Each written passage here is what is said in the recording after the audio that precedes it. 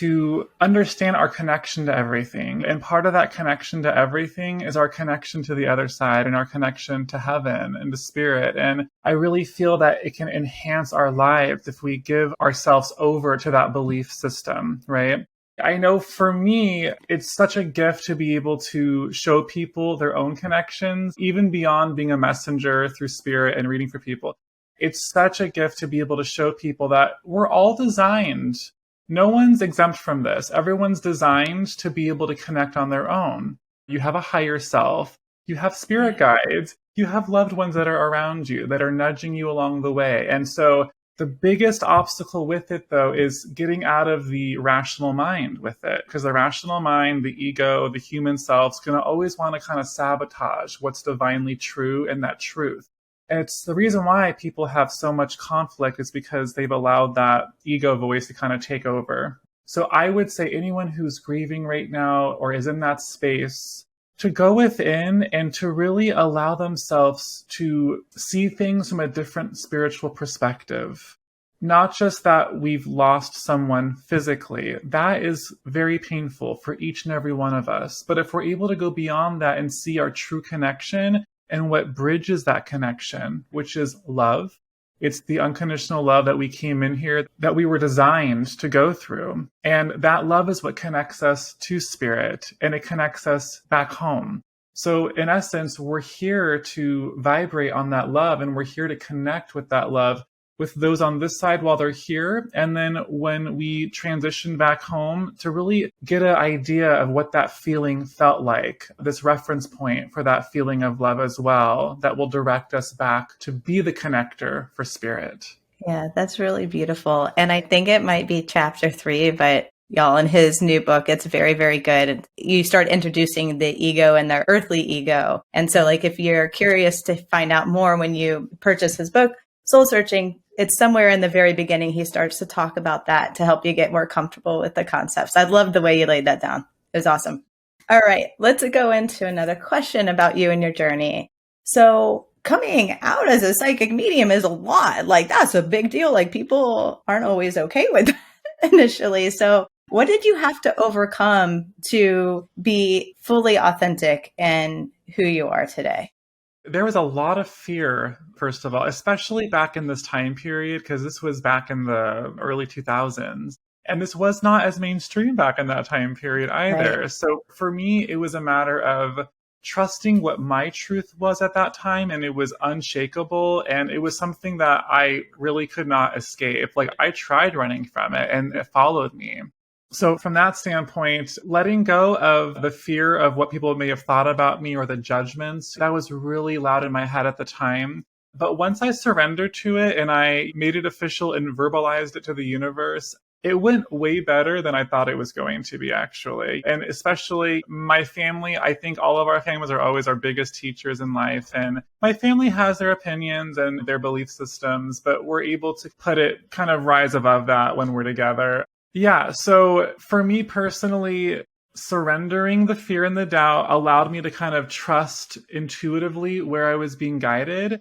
And from that point forward, little by little, word of mouth, things began to kind of spread for me in that moment. So from when I was 18 and first going on my journey and then tucking it away till I was about 24, there was already like a network around me of people that had experienced this. And so they were also very supportive to me as well. But anyone listening right now who knows they're gifted, because there's so many gifted people that are kind of ascending right now on the earth, it's like the world needs more healers and more intuitives and more mediums, and they're coming out of the woodwork right now. But the biggest obstacle is getting into your own power, your own belief, and not letting the outside world basically destroy what that feels like for you. That's the biggest, I think, lesson going out of it, is just to keep trusting and to trust what your truth is deep within. I love that so much. And I love that you pointed it back to the listeners too, because I really do feel that if more people really own their intuition as just a part of them instead of questioning it so much, I mean, we really would change the world. I love that you also said unshakable. We have an unshakable power. And it's really weird you use that word, because that's a word I have been using a lot, even in just this past week.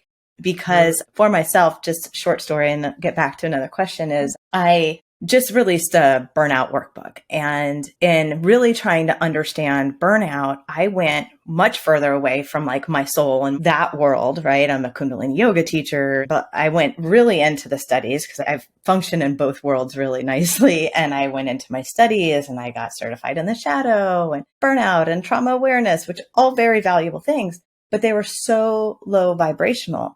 And I felt myself start to get sick by the last 12 to 18 months. And then I dumped back into my practices. I went to your retreat was actually the start of me getting back into my soul practice, and which was still like out of this world awesome. And then I jumped back into my Kundalini practice. And what I realized is that we have like an unshakable spirit. And like me reconnecting with that part of myself, I just feel like I want to shout from the rooftops, like, guys, like, hey, go in. It's all in. It's cool to understand how trauma happens and why it impacted you and your shadow beliefs, like all that work. I'm not going to negate that it's not important, but what is so much more important is leaning into your soul. That is exactly the reason why I wrote Soul Searching, by the way, was to show people, to kind of give them just some techniques and some practices on how to access that part of themselves, because that really is the real world. Everything else, in my opinion, is an illusion. And we're here to basically co-create. We're here to set the intention for what we want to experience in our lives. And so one thing that I feel that is really underutilized with every one of us is our intention. We have such a hidden superpower to go within, to feel and think of what we want to experience, and then to vibrate that energy outside of ourselves. And it lines up. If we get out of the way and we're in alignment with our higher self, it all lines up in the most magical way possible. And why not? It's got goosebumps head to toe. Right. And why not give into that feeling? And why not surrender to your higher power? And why not surrender to spirit being in the background, cheering you on? Because we all have that team cheering us on in the background. And when we're able to go within and really kind of mute out the outside and the ego self, that support system becomes very much in alignment with us, and we can feel and start to experience what that support feels like.